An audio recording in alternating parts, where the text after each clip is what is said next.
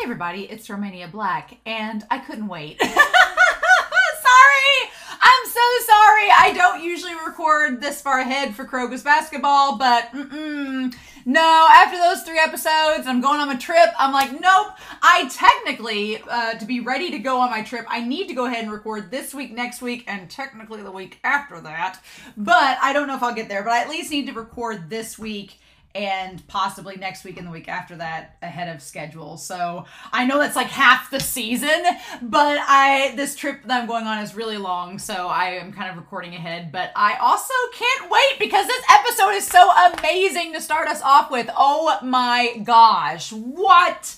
Just Haizaki Shogo. It took me a long time to get Haizaki because I'm just like, how do you, it's like there's so many H names, so many K names, so many T names, and Shogo is so easy to say that I've been calling him Shogo. And then everyone in the Discord, when I told them that I watched episodes 1 through 3 today, they were like, oh yeah, Haizaki. And I was like, oh yeah. But I did not comment on this in the last set of episodes because I wasn't sure who his voice actor was, but Anime Annie pointed out that his voice actor is the same one as Ichigo Kurosaki from Bleach. And that's hilarious because if Shogo is played by Ichigo's voice actor, Aomine is played by Grimmjow's voice actor. And so basically Grimmjow punched Ichigo and knocked him out cold.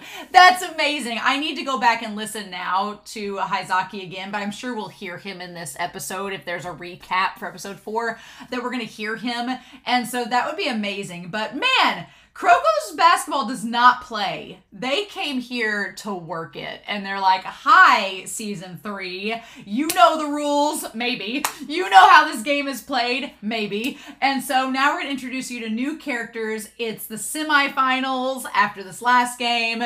And we've got 4 teams left in the Winter Cup. We have Akashi's team, who's going to be up against Midorima's team. And then we have Kisei's team versus Seirin. Now, I don't know how they're going to do the Seirin versus Kisei game because Kisei kind of like pulled out his special move to copy all of the Generation of Miracles in the last episode. But to be fair, he only copied 2. He only copied Midorima, and he copied Murasaki Bara. I don't think he copied Aomine, but maybe he did. Yeah, maybe he did. And then, but he did not copy Akashi. And I was like, And can he copy Kuroko? But in any case, he didn't copy all of them. So he may, but I can't see them having him copy Akashi for the Seirin game before Seirin potentially faces Akashi. I feel like they're going to save that power to reveal when they have that game. And I think Seirin's going to beat Kaijo, obviously. We're gearing up for the final battle is going to be Kuroko versus Akashi. Absolutely. I mean, thematically, it all makes sense. Akashi's all been like, it's just for victory, and Kuroko's been like, it's just for the team, and so that their ideologies are conflicting, and so it makes sense they're going to be the ones going head-to-head at the end of this. But I don't know how they're going to pull off that game because Kisei kind of pulled out all the stops in this game. So is he just going to be tired and injured and not able to play? And Kasamatsu's going to have to lead Kaijo against them and it's going to be like one of those games? I don't know.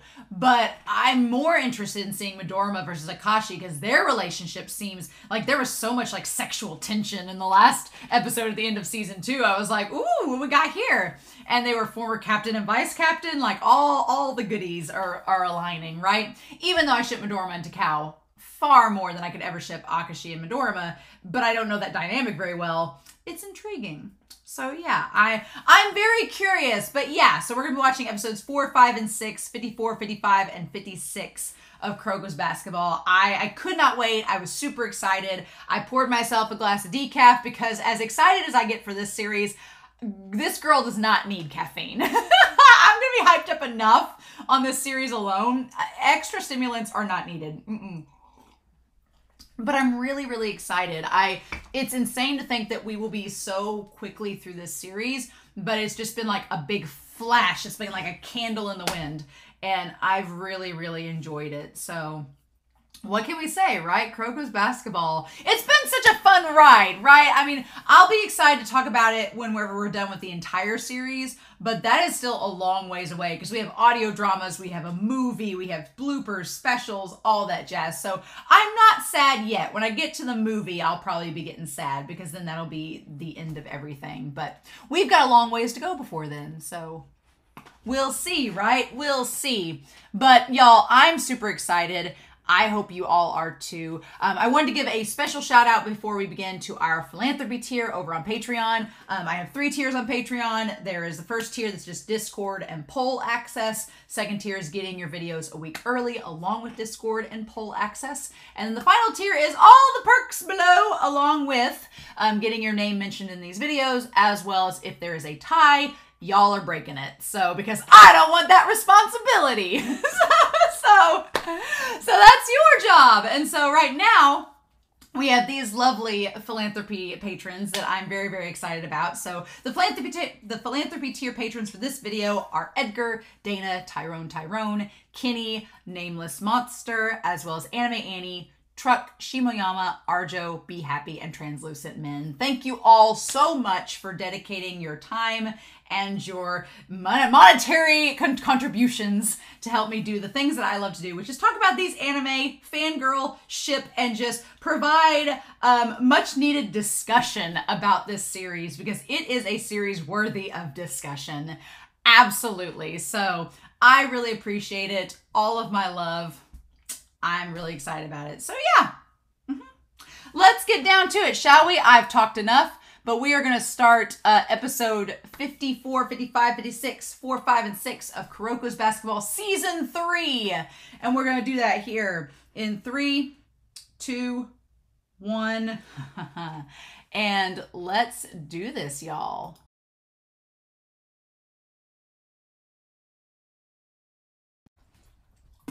I'm going to just go ahead and put a disclaimer on the start of this discussion and say that if you are a fan of Akashi, this might not be the discussion to listen to.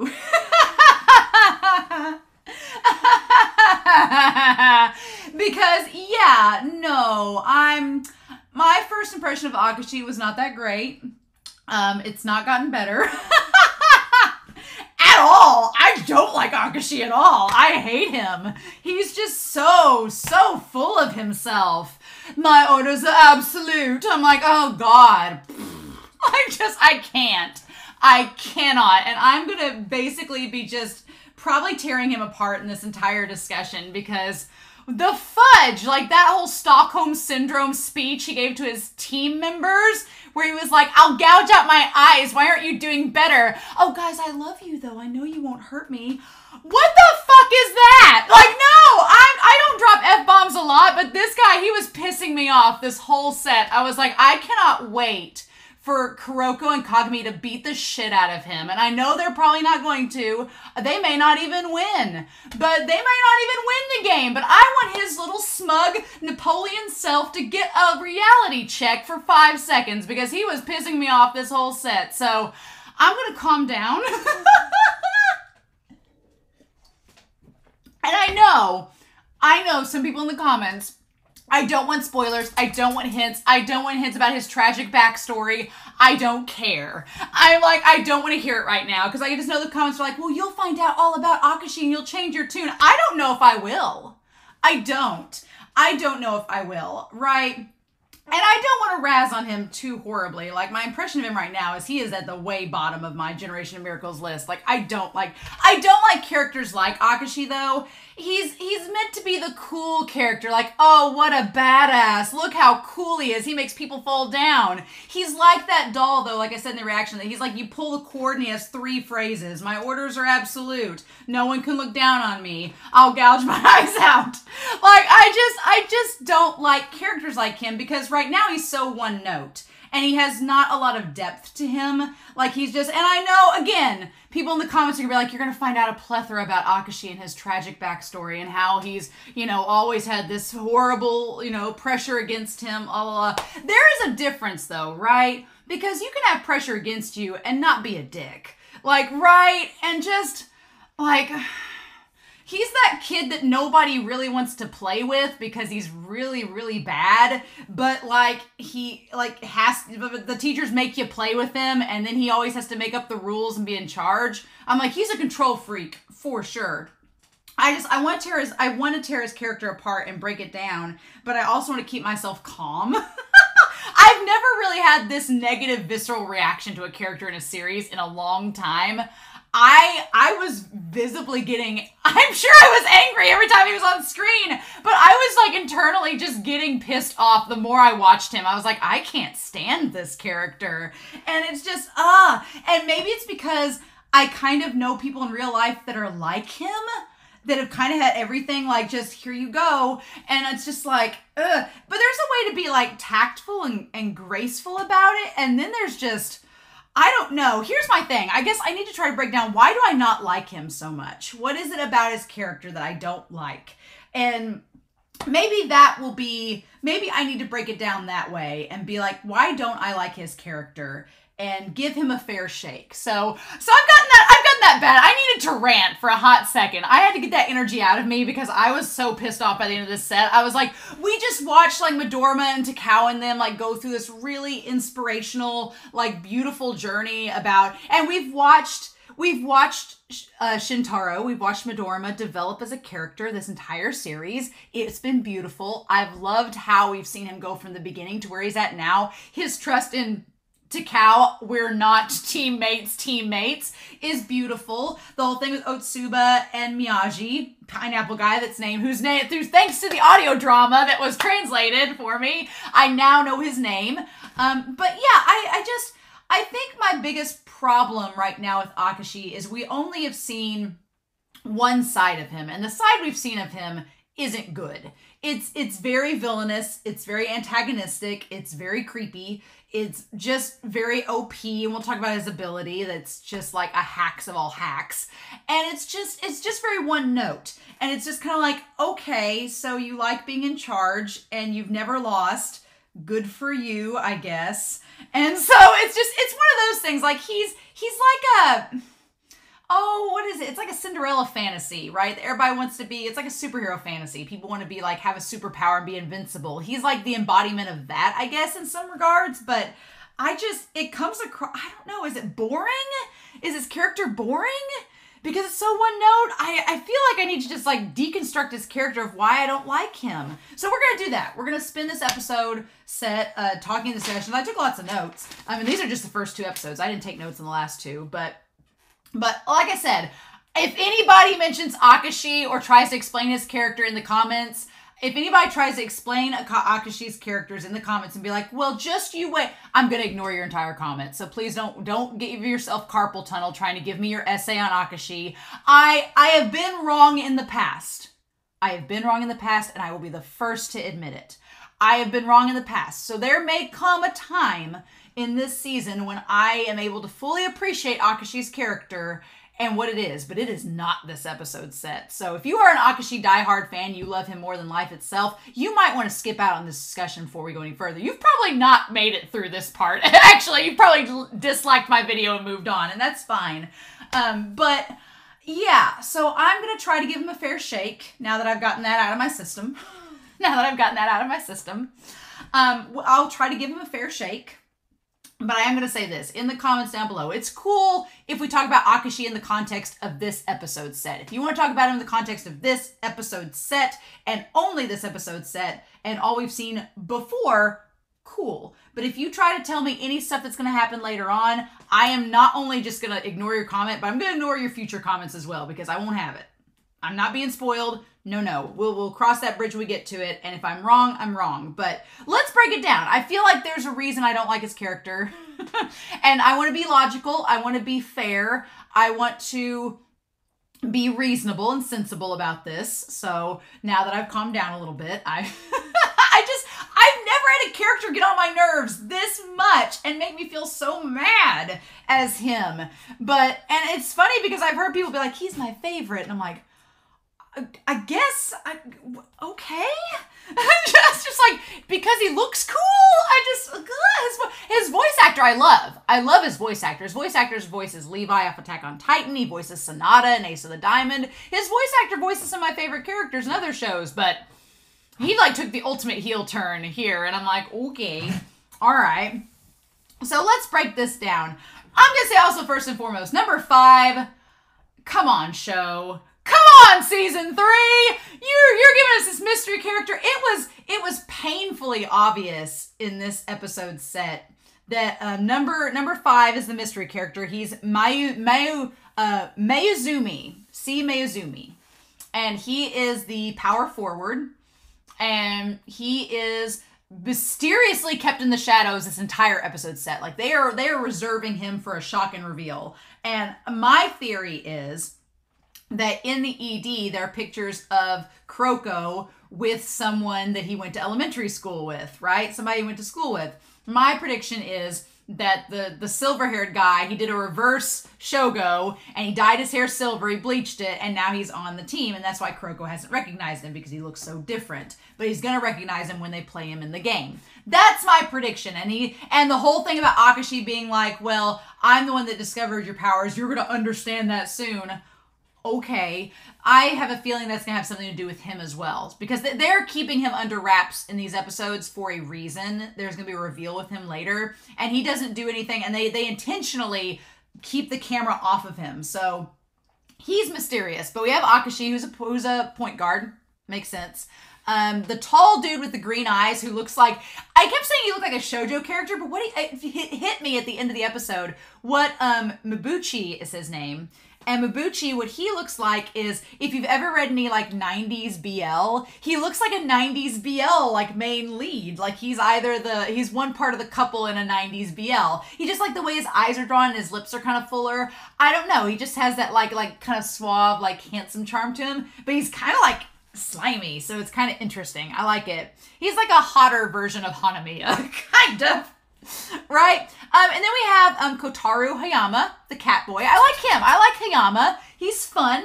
He has a very like fun and kind of like playful vibe to his character. I like him. I really like Nabuya. Nabuya is the center. He's the guy that was eating all the food that like could compete with Kagami. I like Nabuya. Their characters are, the teammates on Rakuzen so far are very engaging. They're fun. They have great banter. They like get along with each other. They're the 3 uncrowned kings, 3 instead of 2. I thought it was only gonna be 2, but nope. We're gonna add another one in there. But so yeah, so they're a lot of fun, and then we have Akashi, which we'll get to. But yeah, so anyway, let's just start with episode 4. Let's just backtrack, go through these episodes one by one. Kagami being the least heterosexual character in this series. I joke about that. Y'all know I like shipping Kagami and Kuroko. I think the beginning of this episode fully cemented that Kagami views Alex in a very non-sexual, non-attractive way. Like, he views her like a sister, because there's no blush. Any other shonen would have like the blush and like blood gushing from his nose, like the fact that Alex was naked beside him in bed. He leaps like a cat trying to get a bath. He's like, oh, nope. Like, so it's either he views Alex as a sister, he's like, oh, hell no, can't see her like that, or he's not interested in women at all, or both. So I'm gonna say both, but if you disagree, totally fine, totally cool. And that's the other thing too. If you really like Akashi, I'm gonna be really harsh on him in this discussion because I don't like his character at all. But if you like him, that's fine. I'm gonna roast him really bad in this, so I'm just gonna warn y'all ahead of time. But if you like him, that's cool. I'm sure that me shipping Kagami and Kuroko probably gets on some people's nerves too, because they don't ship them together. That's totally fine, but just, y'all gotta let me get this off my back or it's gonna drive me crazy. so just bear with me. It's gonna be an Akashi rant a lot of this set, but like I said, I'm gonna try to work through like a therapy session. Why don't I like Akashi? What about him rubs me the wrong way? And I'm going to try to be fair about it, because there are some things leading up to that speech he gives his teammates that I was like, okay, it's fine. It's all right, that we're going to go through, right? So I liked that the moment right after Akashi, he's on my brain forever now, right? He's looked me in the eye and it's over. The moment after Kagami looks at Alex, I like that we instantly cut to the 2 eggs that look like a pair of boobs in the skillet. And again, kind of cementing the whole Kagami doesn't like women thing is him going, like just looking at the skillet like, God. So yeah, I like that I think that she got like double the eggs that he did. She got like 4 eggs and he had 2. Like, go Alex, get you some. And she makes the note that she's like, yeah, she's like, I think I know why you came. You were going to talk to Himuro and straighten things out. She's like, he knows, so you guys are going to be fine. And while I like that they had that conversation, I feel like they do need to reconcile. They do need to talk more. So I'm hoping at some point in this season, they're able to communicate and be like, hey, are we still bros? Can we be bros? Cool, we're bros, right? Awesome. Thanks, bro. And they can move forward, right? But no time for that. We've got a double date looking for shoes. We got a date looking for shoes. I love that Kagami's like, yeah, my shoe's falling apart. It reminded me instantly of Sakuragi from Slam Dunk. But here's the thing, y'all. Again, I'm just saying this, my Kagakuro heart cannot not say this, but in Slam Dunk, Sakuragi breaks his shoes, and him and the girl in the series have to go on a date to go find some shoes. It's a date. It's basically a date. And in this series, Alex could have gone with him to find shoes. The show did not have to have Kuroko needing shoes as well. It could have been Alex and him going to find shoes, but it ends up being Kuroko. I'm just saying. And Alex does not tag team as third wheel. Nope. So there we go. So yeah. Now I looked up, they said size 29.5 centimeters. That's in US a size 12, which isn't that extremely big and pointlessly large. Maybe Japanese shoes are on average or smaller, but I know a lot of guys who wear like a size 11 or size 12 shoe. So I don't know if that's abnormally large, but maybe I'm just around really tall, big guys. Maybe that's just the case, right? But size 12, but it did say size 29 and 0.5 centimeters is size 11.5. Maybe that's just a weird shoe size to find. I don't know. I'm not sure. But Kagami runs into Kotaru Hayama, the cat guy, who like reminds me a lot of Kyo from Fruits Baskets. So that was fun. I liked him. I like his little scraggle teeth. It's cute. And then Seirin runs into Mabuchi. And I feel like the people they've run into are like going to be people that they face in the match when we know that Seirin's going to beat Kisei's team. We know it's coming. It's going to happen. We don't know how, but it's going to be Seirin versus Rakuzen for the final, right? And so I like that they run into Mabuchi, and Mabuchi kind of calls Hyuga out, which is fun, which again, my Hyuga and Riko shipping heart was very satisfied in this episode because he's like, you got to protect your girl. And I'm not a big fan of people being like, your girl or your guy, but I do say get your man a lot, so I guess I can't be a hypocrite and say too much. But I do love that Hyuga's kind of like, what? Like, so Mabuchi, he's shipping Riko and Hyuga already, which is fun. And then the one guy, Nabuya, who I like a lot, he's eating more than Kagami, and they run into him. So kind of just previewing the 3 unknown kings. I like their personalities. I like that they have these like fun characters. It's great. I think maybe that's one of my reasons why Akashi rubs me the wrong way. He's not fun. There's nothing fun about Akashi at all. He's very serious, or when he's not serious, he's creepy. And he's just not a fun character. There's the banter that he has with his team is threatening to gouge his eyes out if they don't perform better. And then he gaslights them. He's like, I think you guys are the best. And I'm like, whoa, you just like went on a 180 trip to Crazy Town and back with this whole speech. So glad you inspired your team through sheer fear. Great job. But I don't know. He's just not fun. He's not a fun character. There's nothing like, I feel like he could be in the post. See, here's my thing. My hope is that Kagami and Kuroko and Seirin beat Rakuzen. I want them to beat Rakuzen because I want Akashi to suffer a loss. I want him to suffer a loss for the first time in his damn life. He's made it like 16 years and has never lost anything. Good for you. I hope he loses.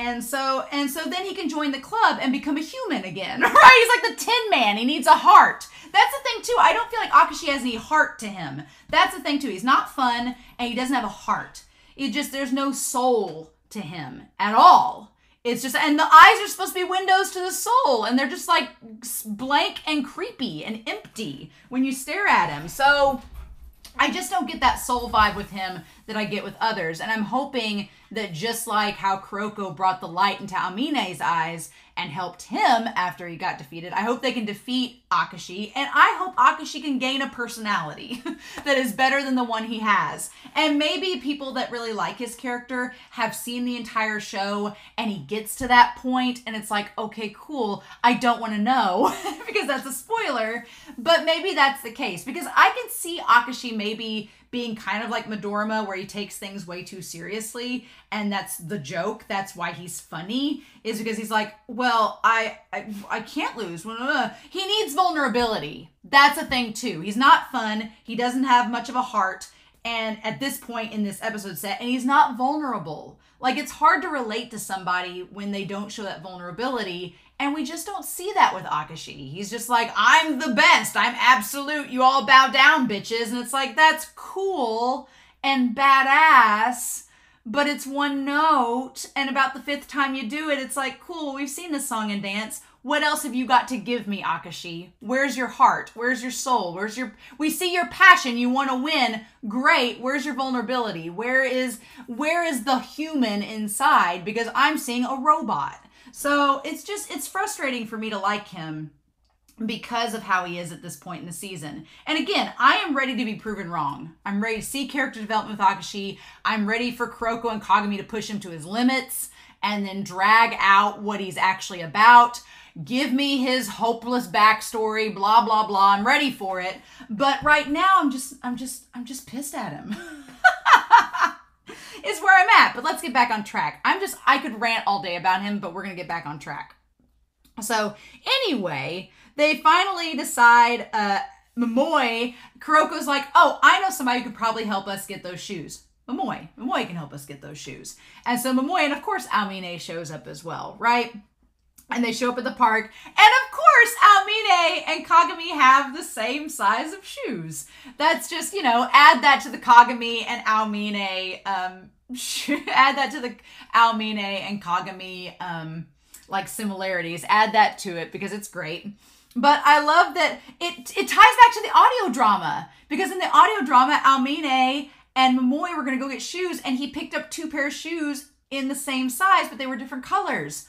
So I love that. I love that stuff from the audio drama is tying back to the actual canon series. Like that stuff's I love. I love that sort of thing. So that was really cool. I like that. But yeah. So I like that Almine makes Kagami play for the shoes and he supposedly wipes the floor with them. It's great. And while they're playing, Momoe takes this moment to tell Kuroko that she's found out about Almine's fight. It was one punch. With Shogo. And Kuroko seems kind of worried because he's like, yeah, we don't need this getting out because Almine get in a lot of trouble for starting a fight. And to be fair, Shogo started the fight. But also Momoe's like, yeah, no, Haizaki's a little too proud to admit that he got in a fight and lost. So he's probably not going to say anything. So he's probably going to be okay. But yeah, and so we get the idea that the Rakuzen are called the Emperors of basketball. They've been involved with this tournament since its inception. They've won the last 3 titles. They are the strongest basketball team. Of course, Akashi would pick them. Of course, right? And it makes sense. And they have not only 1 uncrowned king, but 3. I forget that Hanamiya is an uncrowned king, and so is, I know Teppei is, but I forget Hanamiya is the other one. What a world, right? What a world. Him and Mibuchi, though, are kind of similar. So I kind of see that. But yeah, so then Akashi, we have the whole thing with him and Midorima, and Akashi says he's unfamiliar with loss. Again, there's just, God, I'm going to try not to be, it's just the way he talks is annoying. He's like, I'm unfamiliar with loss. I don't know what losing's like. I've always won. It's very tragic. I'm like, it makes me want to like roll my eyes into the back of my skull and be like, wow, I'm so sorry for you. You've only won in your life. That's really hard. But yeah, but I will give Akashi this. I wrote down in my notes here that he doesn't want to lose, right? He's unfamiliar with loss. He doesn't know what the feeling of loss is, but at the same time, he doesn't want to lose. He wants to keep going, right? And it kind of reminds me a little bit about Aomine and Murasaki Bara, because in some respect, Aomine and both Aomine and Akashi, they're really, really strong. And they're strong characters, and, you know, the only one who can beat me is me sort of scenario, where they're really strong. They don't want to lose, but they want to be challenged. What's interesting, though, is that Akashi never really says he wants to be challenged. He's just kind of like, it's not going to happen, so why bother? It's one of those things. Like, one thing that was kind of cool about Aomine's character is that he wants to be challenged. He wants to find a rival that's worthy of him. He wants to be pushed to the brink and almost experience that loss, but he still wants to push forward and win. Akashi, the way he just talks in this episode set, he doesn't really want that. He just is like, well, there's no point. No one can beat me, so I guess I'll just keep winning forever. And I'm like, okay, well, I guess that's kind of cool. And then Murasaki Bara kind of laments the fact that he's just naturally strong and that he just, you know, can't help but win, but he also doesn't want to lose either. So he has that pride as well. So I'll respect Akashi for the fact that he doesn't want to lose, but it's just, there's just not any heart to what he says at this point. It's just kind of like, okay, cool, you win all the time. That's great. Everybody wants to be like that. So that's neat. And then he does say, if we face each other, I won't hold back, which I do like that. I like that he says he's going to go all out against Midorima. That was good. I liked that part there. And then the shogi piece, I love the transition from that conversation to him holding the shogi piece. And that was the lucky item for the day. Also, the shade of the Shutoku players, like Otsuba being like, oh, thank God, that's the lucky item today. Oh, look how small it is. I love that they were like, we don't have to lug around that big old raccoon onto the court. Yay! Of all the, like, the globe and everything, of all the really obnoxiously large objects they have to drag onto the court, I like that for once they're like, oh, good, it's just a shogi piece. Awesome. But it being a shogi piece seems rather ominous, right? Seems rather ominous. Yeah. So, other than Shutoku, they know the uncrowned kings, but they're okay. So, so Otsuba knew some of the uncrowned kings, and he noted how weird it was that they just instantly accepted Akashi as their king, as their captain and king, that they like just accepted him without, you know, their pride getting in the way. But honestly, it kind of makes sense now. It really does, because Akashi has a hacks ability. It is OP as fudge. It just renders players' abilities useless. Okay, rogue. Cool. Glad. But yeah, it's so hacks that they're like, well, we can't beat him. So if we can't beat him, follow him, I guess. And also just Akashi has this commanding presence. He's a strategist. I mean, Akashi does have a lot going for him in terms of the fact that he's a strategist. He like plans things out like a shogi match. He doesn't, and I know some people are going to be like, well, he is not a prodigy. He doesn't have these average abilities. His ability makes him hacks. That is a prodigy move. Nah. And that's another thing I don't like, is the fact that his ability is so OP. I'm like, there has to be a weakness to it, right? But they don't establish that in this episode. They don't establish like a time limit or anything like that. They're just like, well, once he turns on his eyes, everyone's doomed. And it's like, I don't like that. But I'm hoping that Kagami and Kuroko find some creative ways to counter it. We'll see. If he gets in the zone, if Akashi gets in the zone, how the hell does that work? How does that work? Does everyone just stop moving and Akashi just sits there and shoots balls all the time? How the hell does that go? What do we do with that? I know the show's going to give us answers, and that's fine. I can be patient. I can wait, but I just don't know, right? I just don't know. Okay. But yeah. And so they put my notes, they drank the Kool-Aid. Yeah, and we find out more about why they drank the Kool-Aid later, right? But speaking of drinking the Kool-Aid, I love that Murasaki Bara is lured to the game to watch with snacks by Himuro. I love that this entire episode said Himuro just keeps giving him snacks to make him stay. And there's like this pile of wrappers and everything, and Himuro's like, I need more money. I love it. It's great. It's absolutely great, right? I love it. So that was really funny. I liked that a lot. Hamuro and Murisakibara, he says, as long as he can use his eyes, I can't picture Akashi losing. If Hanamiya had been playing them, you know what would have happened?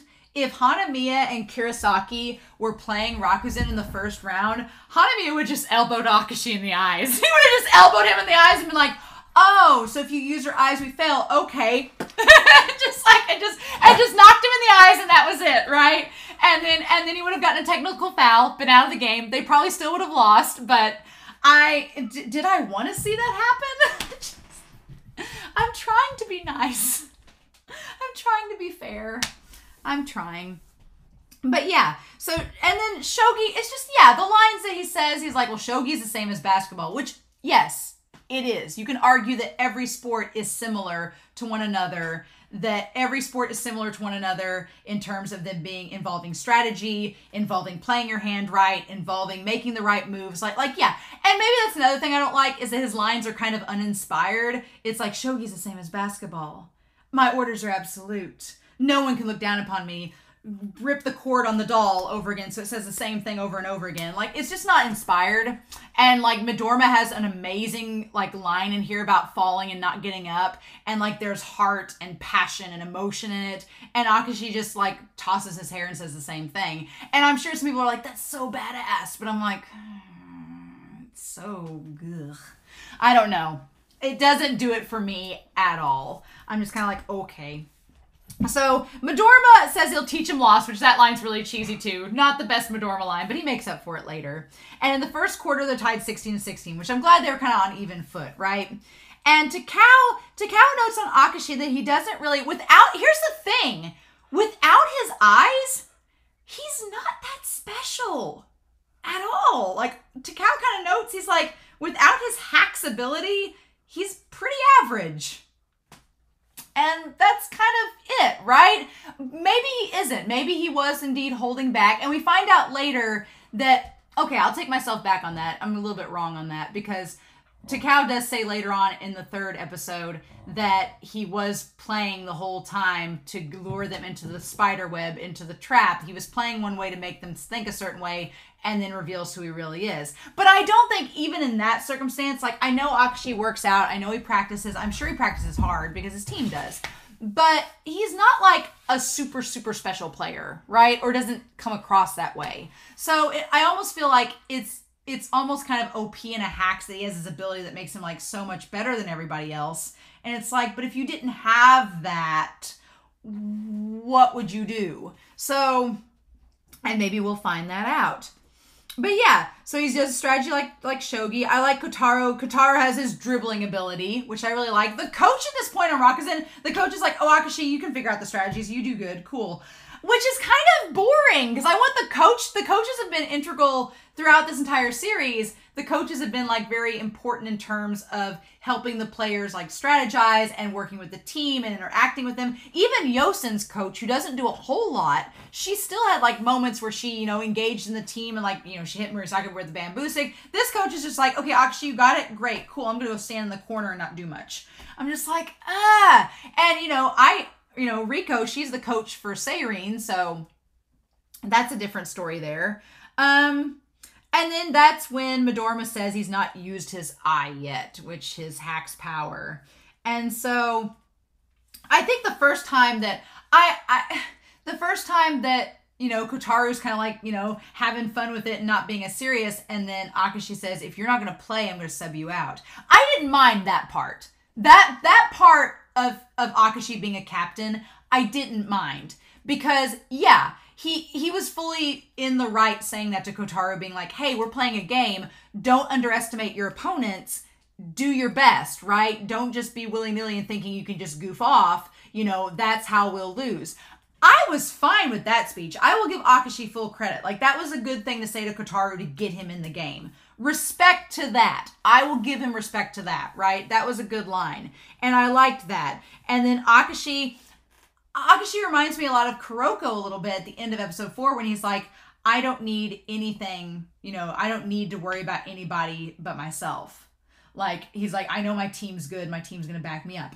I was fine with that. It reminded me a lot of Kuroko, and I was like, okay, cool. Akashi, like, maybe Akashi, I was wondering, I was like, maybe he doesn't have any special ability, really, and it's his special ability is how he can, like, have his team work together. Maybe that's the special ability, and it kind of is, but there's a lot more to it than that, which reminds me of Kuroko a bit. So I feel like Kuroko and Akashi are setting up to be antitheses of each other. So we'll see how that goes down.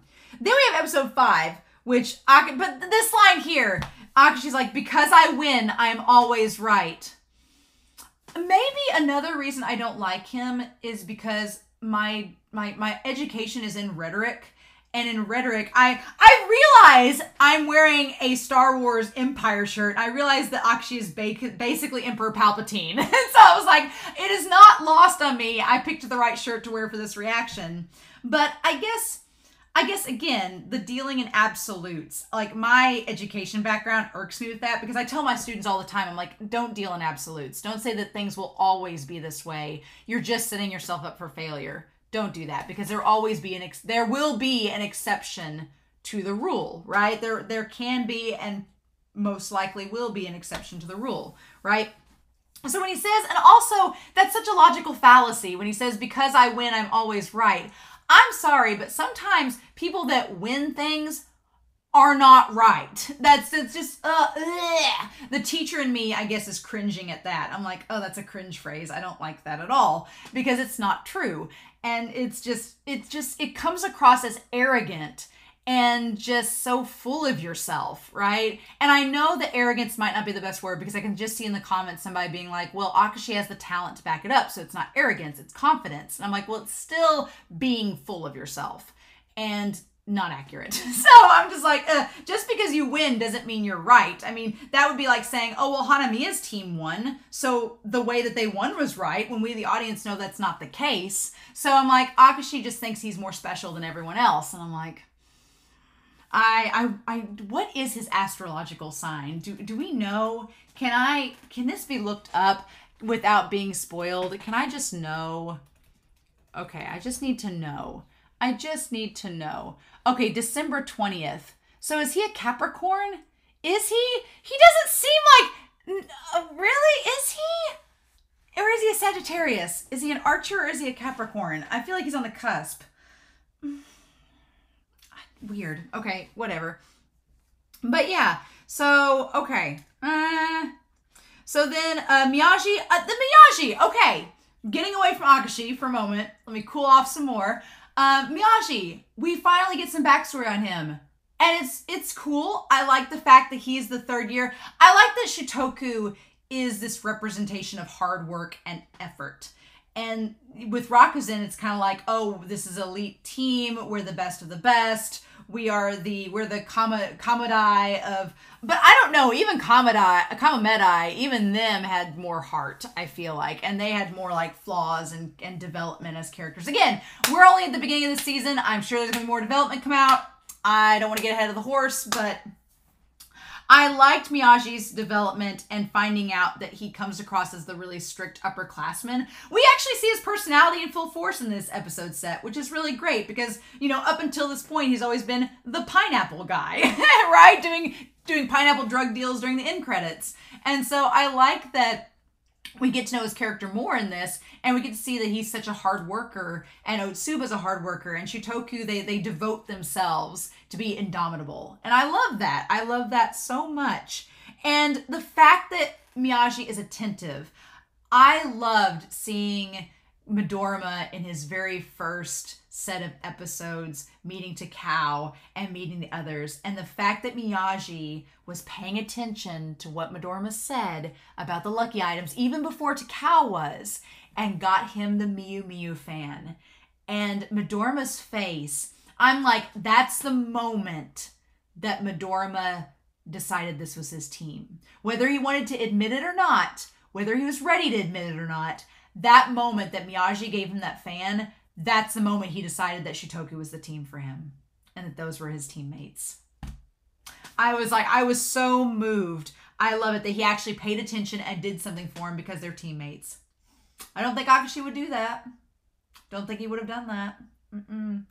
But I like that. And I like that Otsuba's also a fan of Miyu Miyu too. Like, they've connected that way. I'm watching Sarune at the same time, and they have like a thing about idols from one of the characters in it too. It's really cute. I like it. But Midorima was won over. I love Midorima's character growth and development in this episode set. Can I say, Midorima going from, like, I don't need this team, I just have to be me, to, like, fully embracing it and trusting his teammates and, like, wanting to win with them. It is such beautiful character development, and I love it. It's so good. It's just so good, right? But then we cut to Kotaro dribbling really hard, using only 3 fingers. That would hurt, especially as hard as he's dribbling. That would frickin' hurt. You gotta have some dexterity in that hand to not make it be painful. Oh man, But yeah. So, and he goes out of his way, and the show goes out of its way to not show number 5 to us. Be that way, show. I can wait. I'll be surprised whenever Seirine faces them. I'll be surprised. It'll be fine.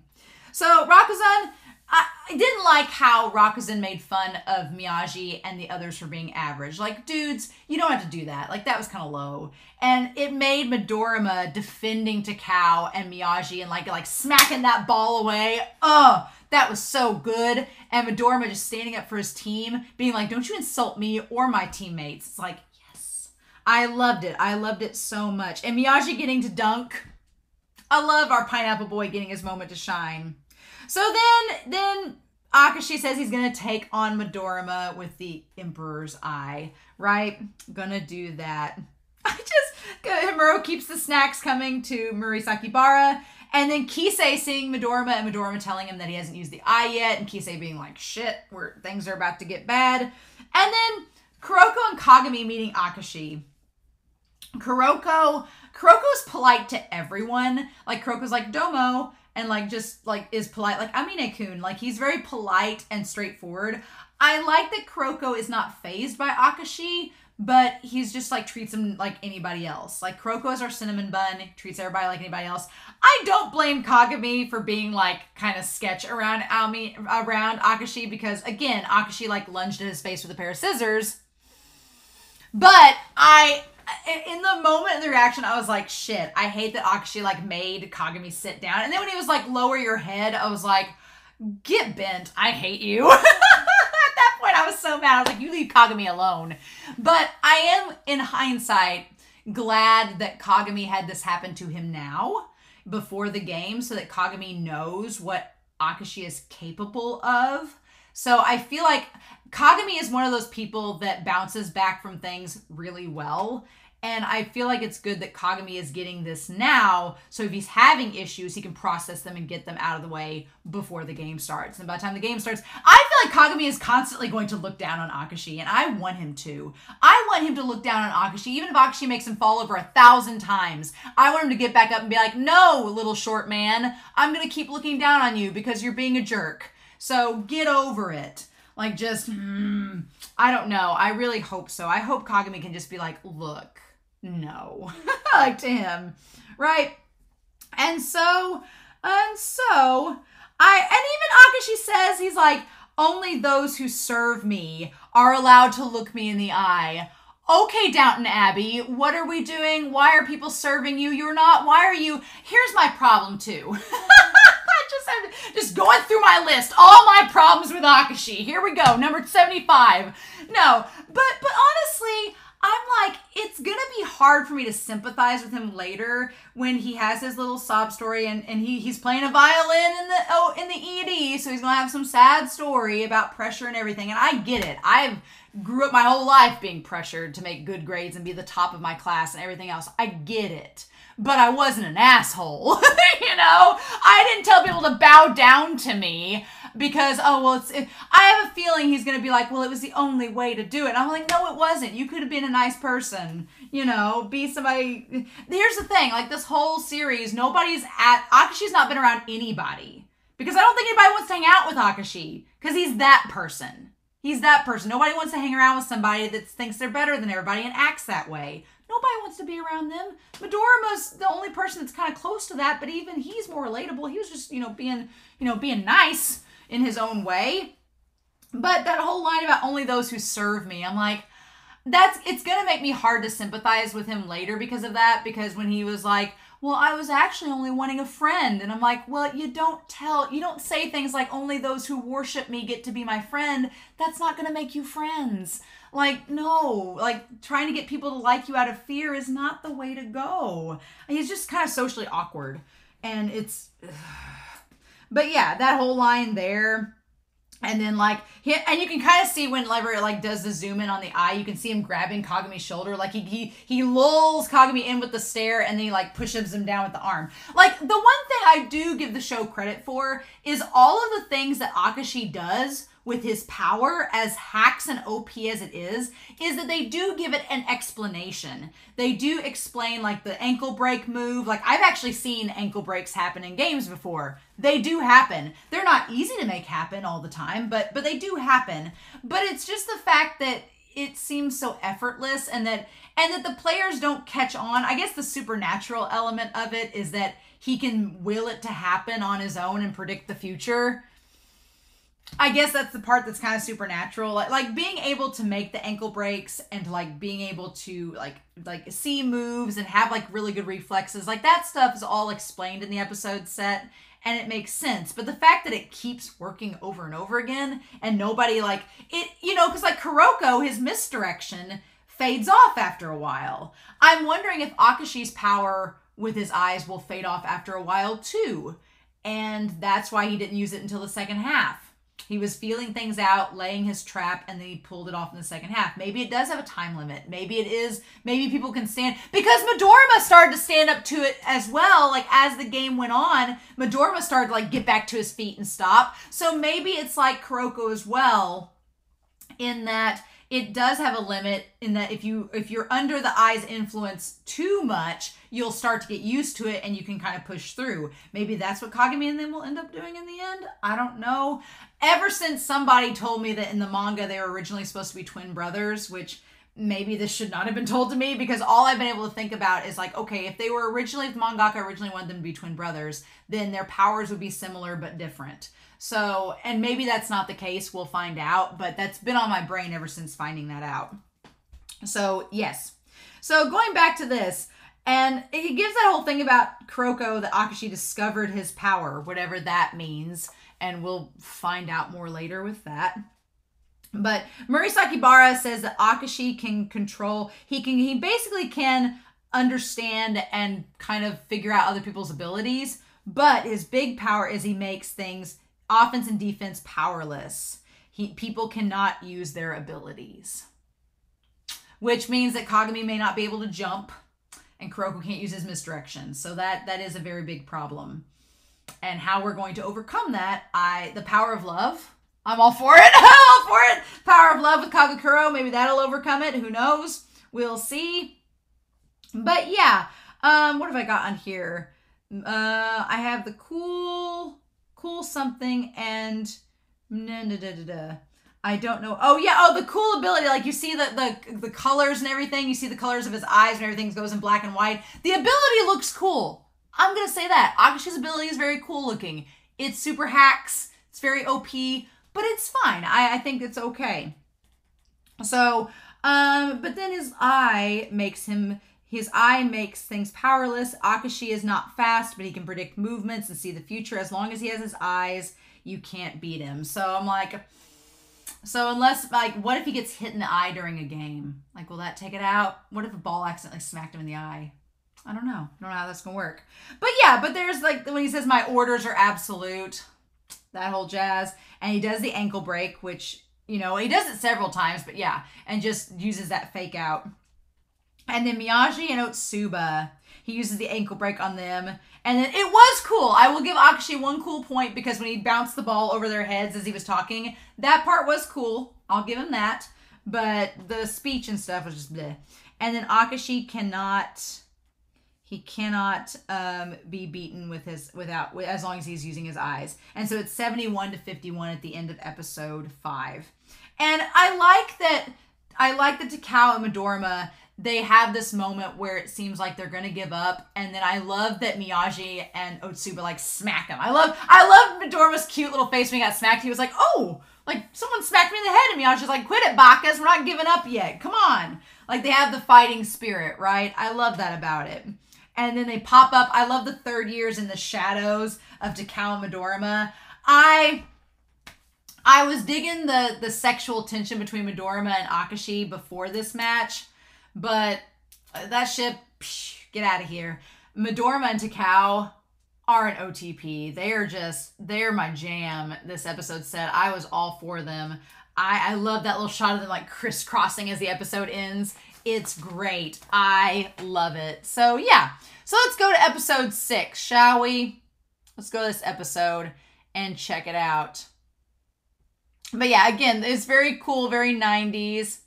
And he's, not even you can stand against me. I'm like, he's just villain monologuing half the time. And Akashi has he has a little man complex. If you don't know what this is, I know some guys, most of them are older, most of them are my parents' age, but they're shorter guys. And sometimes shorter guys can get a complex. I don't know the psychology behind it. I'm sure you all can go look it up, but I do know some guys that are shorter and they kind of just have like an ego complex where they're trying to overcompensate for the fact that they're not taller. And it's like, if you were just a nice person and had a nice personality, you'd probably be fine. But they try to like overcompensate and they're constantly self-conscious and have insecurities about people looking down on them or judging them because of their size.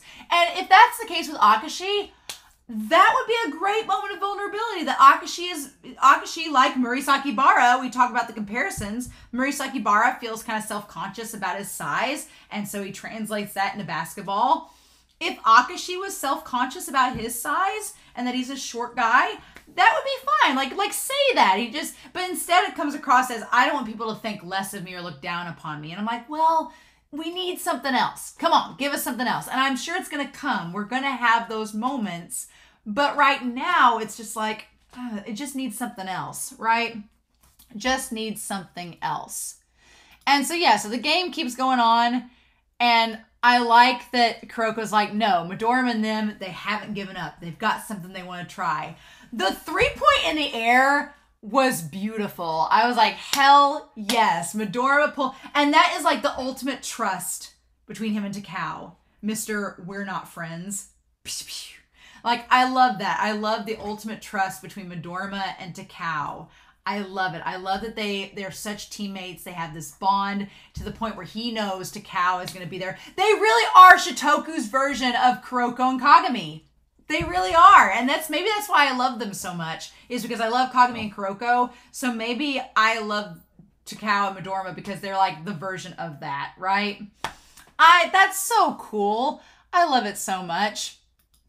But yeah, and then I love Teppei's like, this is a really hard move. Like, it's not easy. And they bring up another basketball rule. They're like, you have 10 seconds like to make a move in a certain part of the court. They say that as they spend 30 seconds like detailing the whole rule. But that is a basketball rule. You only have so much time to make a move or the other team gets the ball. And then we see Midorima meeting Takao. Takao Kazunari. I love it. Because, yeah, he says Midorima Shintaro-kun. And I love Midorima's impression at first is just like, he seems very frivolous. I don't think I will like him. And then we cut to the fact that he realizes that, you know, Shitoku practices really hard. They practice really hard, and they kind of weed out the ones that aren't going to be hard workers on the team. They're not going to make the cut. And so Takao and Midorima kind of allude to the fact that there's some of the two that are left over at the end of the day for the team. So there's that. And then they managed to stay. And at first, Midorima says he's the only one that stayed after practice. But then Takao came up afterwards. And he started coming to practice and following him. And what I love is that Takao said, I followed you at first because I didn't like you. Because you were my rival. You guys beat me. You don't even remember who I am. And it's kind of sad. Midorima's like, oh, yeah, we don't remember you. But he's like, yeah, I faced you and you guys beat us. And he's like, and I quit basketball out of frustration.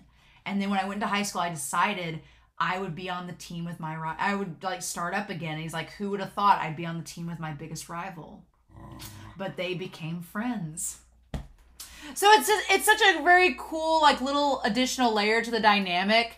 And Midorima's like, okay. And Takao's face when he's telling him that, he's like, I played against you and lost. Like, his face is, like, so suave. He's like, dude. He's like, you're my rival, baby. It's like, I just, the way he looks is so good there. And I love that look when we see him seeing Midorima for the first time. And he's like, the guy I swore to defeat became my teammate. And I like Midorima's like, well, why didn't you say anything? And he's like, what? He's like, make this big declaration like, you're my rival, I'll beat you. He's like, who do you think you are? Like, I love their dynamic. It's so cute, right? He's like, I'm sure I don't have to tell you to, but don't acknowledge me yet. He's like, I'm just doing what I decided to do. It didn't happen in this episode, but dude, if he acknowledges Takao, which he kind of does this episode, but if he like officially comes up to him and says, I'm acknowledging you as the best teammate I could have, stop. And then him saying, I must trust my teammates more than I trust myself. Like, I gotta have faith in them. It's the polar opposite of Almine, and I kind of love it. There is a man on this team who hasn't done everything humanly possible. Like, we've done everything we can do. I love the shooting the three, the pass to the three. Like, it even gets Akashi's guard up. Like, I love it.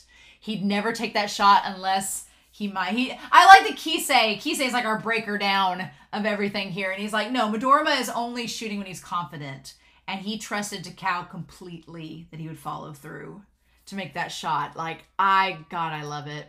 I also love that Midorima is voiced by the same voice actor that voices Erwin in Attack on Titan. And Akashi is Levi. So there's that. But yeah. And I like that Hyuga's like, man, they're just like the versions of you. And I love Kuroko's just like, yes. Like he's just like, every team deserves a version of Kagami and I. Think about that. I guess Murasaki Bara and Himuro are the versions of their Kagami, and, you know, maybe Himuro's the light, Murasaki Bara or maybe Murasaki Bara's the light and Himuro's the shadow, since he's under Murasaki Bara. I don't know. The only exception is, like, Almine doesn't really have a Kuroko on his team. Not really. I guess Imayoshi or Sakurai is the only people that would get close, and they don't really fit the bill. So that doesn't work. And I guess Kisei and Kasamatsu would be the equivalent of that. But again, Almine doesn't need a Kuroko because the only thing he needs is me. But anyway, so on the Generation of Miracles, they established this idea that they were forbidden from exercising their full strength. So I totally get that, right? I do want to give respect to Akashi. If that was Akashi's strategy, I give respect because we established what happens if you overexert yourself and you go past the means that your body can do. And so Akashi's like, we shouldn't do that. I will give Akashi props that he probably thought that would be a bad idea and didn't want them to strain themselves. Good for him. Good.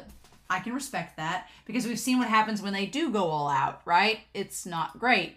And so Midorima is taking a risk because that's the only thing that they can do at this point. And yeah, Akashi's like, oh, you're going at me all at it. I couldn't ask for more.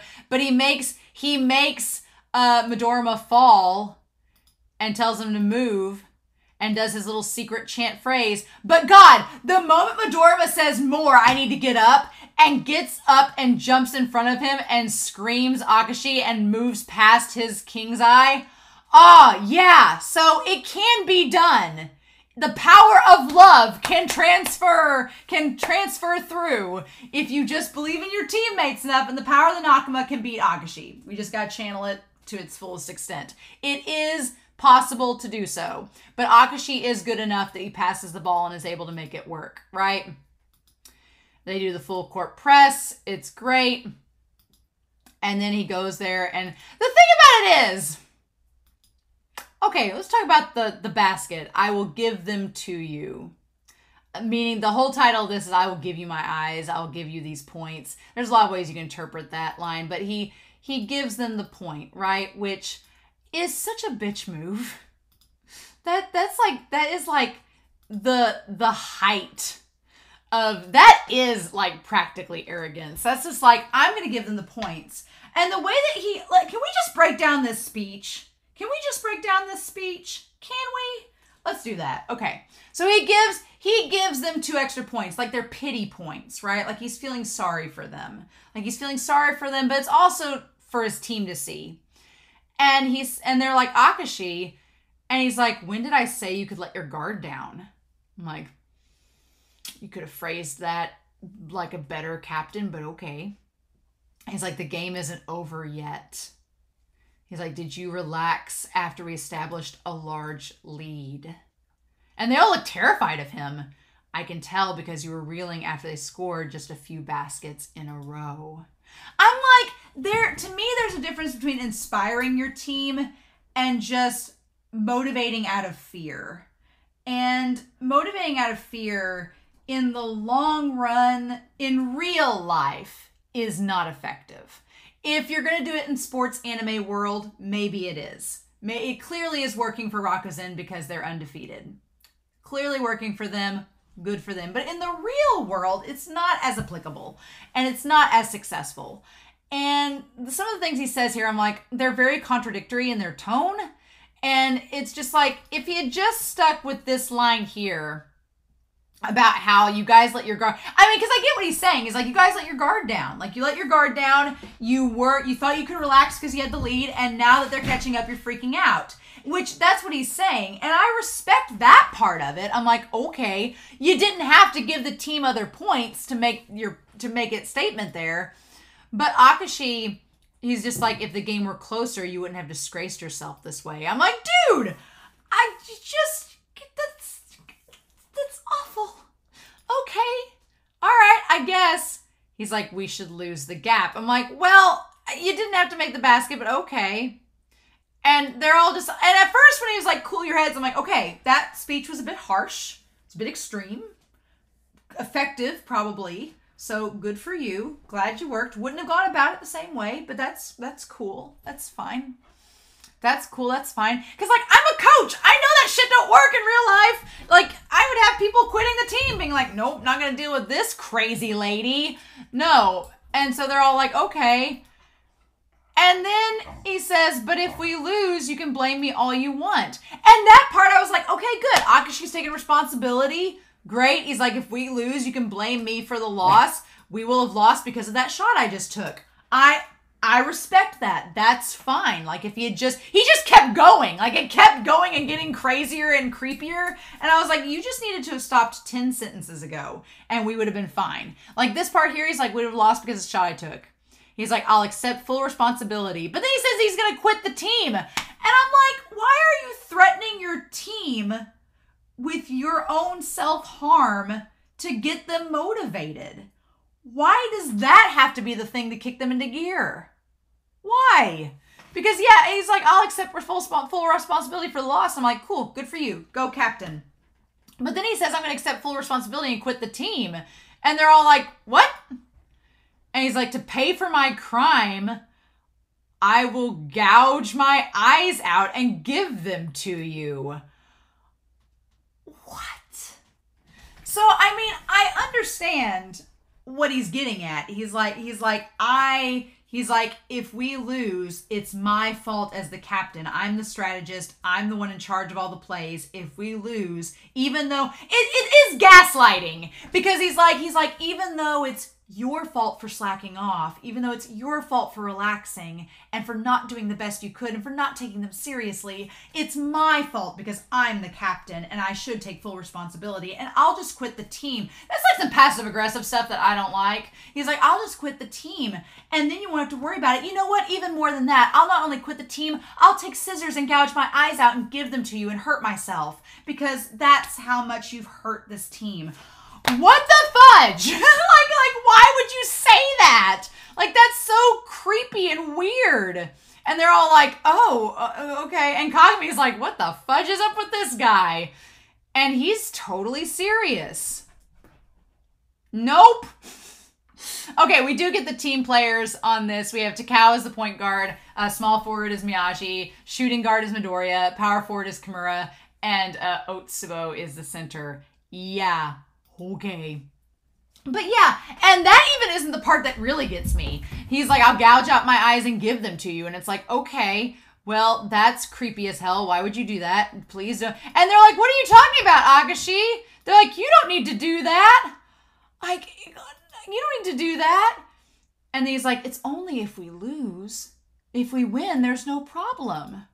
I won't hurt myself. He's like, I'm not. And then he pulls this line. This is the line that kind of was the straw that broke the camel's back. Was when he said, I'm not worried because I'm certain. And then he looks up with this sincere face that I can't take that as sincere. It may be. You can argue to me all day long that it's sincere. That is some messed up Norman Bateman shit right there. Where he's like, we can't lose with you on the team.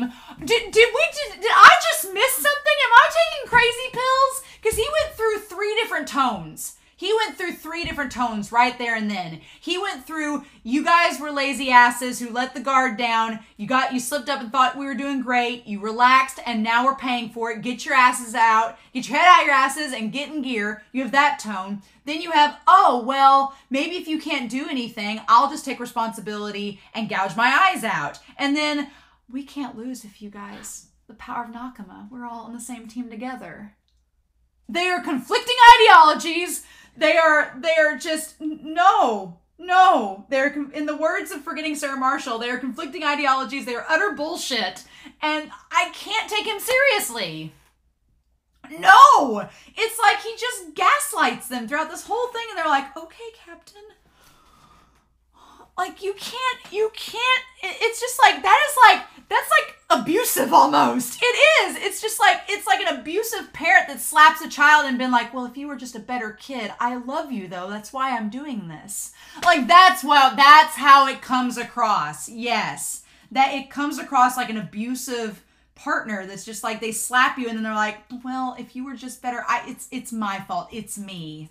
It's all me. I love you. It's me. But I'm like, you still smacked him. That doesn't make it better or make it, forgivable. And they're just like, the way they look at him, they're like, we don't know how to take you. Like, you're crazy. And they're just, and yeah, that fear is disturbing. Nope. And then, yeah, I'm with Takao. Takao's like, this is just a high school team. You need to really calm down. You need to take a chill pill and calm down, sir. Like, whoa. You need to, like losing's okay. You can lose in life. It's fine. Most people have to lose at least once in their life to grow as an individual. That's the other thing, too. Like, I just have, like, a list of everything that's wrong with him in this episode set. I'm like, yeah, there's nothing wrong with losing. And I feel like Akashi thinks it's the worst thing in the world, that he never wants to experience it. But then he's like, I wonder what it's like. And I'm like, you need to make up your mind how you are going to feel about everything, because I can't take it. I can't take this wishy-washiness. It's like he has 2 colored eyes and 2 different personalities. And it is like, I can't. You're too much, sir. You need to just go take a chill pill. And Kagami's like, he might actually do this. Kagami's like, he tried to stab me in the face with scissors. He might actually go that route, right? I think the best teller of everything in this whole thing is that Teppei is like, Teppei is just like, well, it was an effective way to inspire his team. They got back in the game. But I'm like, that is so polar opposite of Kuroko, right? Like, Kuroko is like, win or lose. It's about us and the bonds we have. It's about us playing the game, having fun.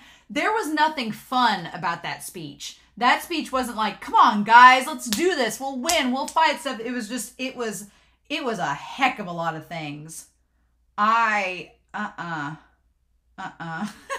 Nope. That's a big old pile of nope. But they end up closing the gap. And then he's like, you're not going to be able to touch the ball ever again. And it's like, what? Why? He's like, what are you talking about? And they're just like, this guy's out of his mind. He's like, that's not impossible, Akashi. Not even your emperor eye can stop our shots. And he's just like, height is an important factor. He just like, he goes around the question. He just goes in circles around the question. He's like, at first glance, it seems as though I can't stop you. But let me tell you something. I am absolute. I'm like, oh my God, what the fudge? You are so on your high horse. I want him to get knocked down so hard. I want him to get knocked down so freaking hard. Into the pavement. That's why I want him knocked off that high horse so much. I know it may not happen, but I want it to happen so damn bad. And yeah, and it just, he's like, do you think I'd be Shin-chan's partner if I lost my cool? And then, yeah, and then Akashi, he works the whole thing. He works it like a big old trap. And he explains, he kind of, it's not gloating, but he explains the magic trick. And I do like that the show tells us how, again, Akashi, even though his power seems like it's really hacks, I think the hacks thing about it is that it works every time. It doesn't start to diminish, but maybe it does. We don't know yet. But I do like that they explain it and try to give it like a logical meaning. It works a lot better than Kisei's copy thing. I will give them that. I will give them that. The explanation works better, but yeah, and he's been doing things that are pretty by the book, like ways to like trap an opponent. It's a really good strategy. And yeah. And so then they take the ball back and they're doing really, really good. And Takao draws the foul on Mibuchi. Mibuchi with that look like he just looks like, I'm going to picture that again, looks like a 1990s BL character. I love it. I love it. And then the team dynamics are kind of weird. Like they remind me a lot of, Inashiro from Ace of the Diamond. Inashiro from Ace of the Diamond. They remind me a lot of them because they all have these really dynamic personalities, but they don't gel the best, but they make it work. But here's the thing too, okay? If we're going to do comparisons, Ace of the Diamond, Inashiro, you have Mei, who is ironically played by a voice actor from Attack on Titan as well. But Mei Naramiya is like the ace of that team. And he has a similar vibe to Akashi, where he's like, I'm the king. I'm the best pitcher in the entire generation of this baseball region, blah, blah, blah. But Mei makes it work because Mei has personality. He's a diva. He has flaws. He's a diva. He knows that he is. He's grumpy. He's very human, right? And again, Akashi thinks that he's just better than everybody else, and he just acts like he's better than everybody else, and it's just annoying. So yeah, it is what it is, right? And they try their best, but Akashi knocking him down again, and Midorima tries to get up, and then Akashi it's just like rubbing the salt into the wound, where he's like, you fell short, but you fought till the end, so I do respect you. I'm like, good. Glad you do. But then, and I was starting to feel better about it. I was starting to feel better. I was like, cool. Actually, it was nice that you acknowledged that Shutoku fought till the bitter end. Good. But then he has to end the episode being like, sleep now, veteran kings.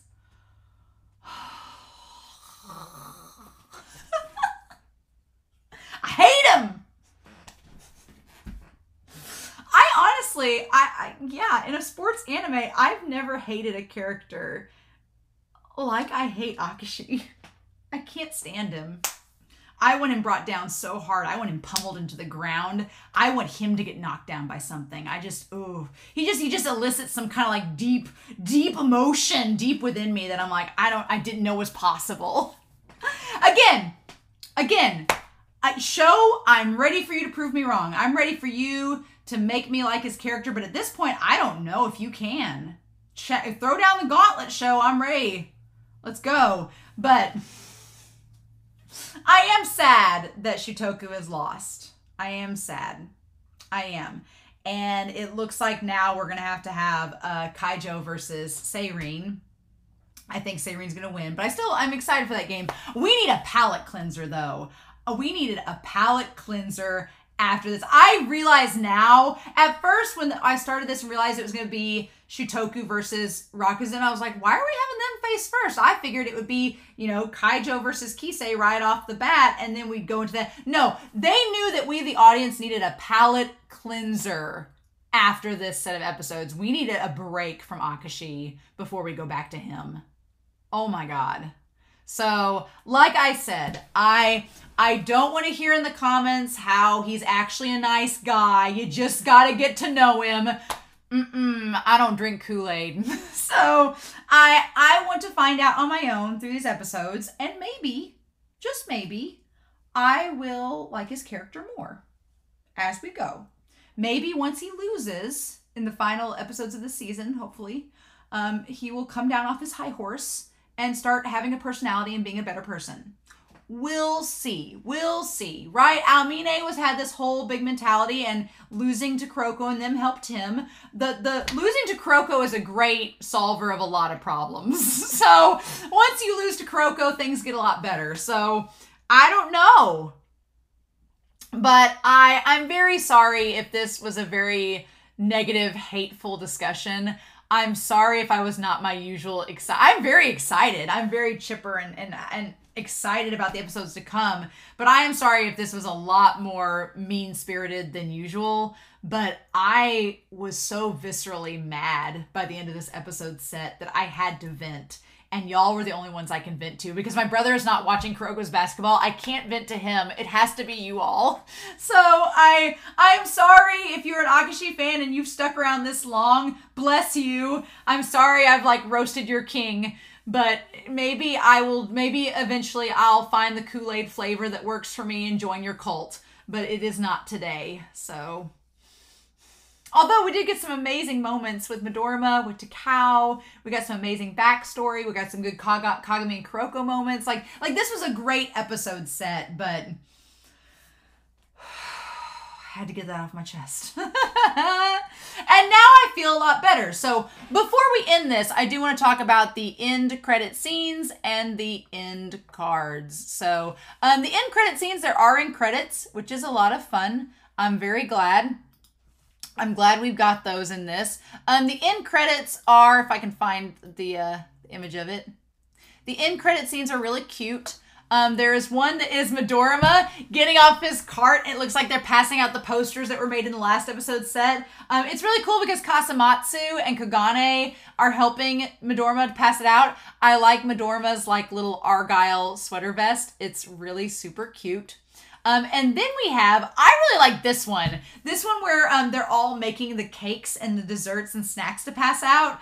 I love that Kagami is making like a fruit loaf, like a fruit cake, and he's cutting it. And Himuro has the seahorse apron. That's so cute. The little seahorse apron, adorable. He has the cupcakes. Murisakibara is eating all of the rice balls. And Momoi's like, stop it! And I love that Riko and Momoi are helping to package things. Sakurai is there because Sakurai is a good cook, of course. I like that we have the really good cooks. We have Kagami, we have Mitobe, we have Sakurai. The three good chefs are making food. They have let Riko and Momoi put them in packages. That's the extent of their involvement. And then I like that we have Himuro and Murisakibara are just helping out because, you know, brothers and they're BFs. So, gotta do that. But then we have the final one, right? Where we see that we have like the three uncrowned kings are working on the mural, the basketball mural, right? They're painting on it. And then Akashi's sitting there like staring at the sun. But here's the thing. Akashi is by himself. I do feel a little bit bad for Akashi in being by himself. It is because of his personality that he is by himself and by his own design and his actions that he's by himself. It's kind of his own fault.